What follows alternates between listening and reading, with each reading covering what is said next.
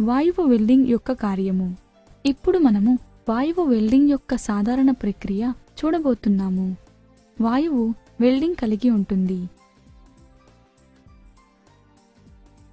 నియంత్రకం, oxygen cylinder, acetylene cylinder, oxygen control valve, acetylene control valve, నాళం, welding torch. సిలిండర్లపై 2 గేజ్లను 0 ఒత్తిడిని నమోదు చేస్తున్నట్లు నిర్ధారించండి.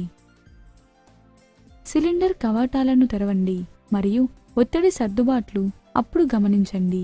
పీడన గేజ్లపై నమోదు చేసిన ఒత్తిడి సరిచూడండి.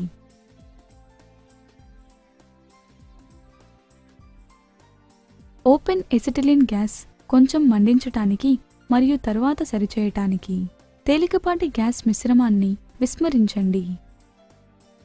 అప్పుడు జ్వాలాన్ని బయటపెట్టడానికి నెమ్మదిగా ఆక్సిజన్ను తెరవండి.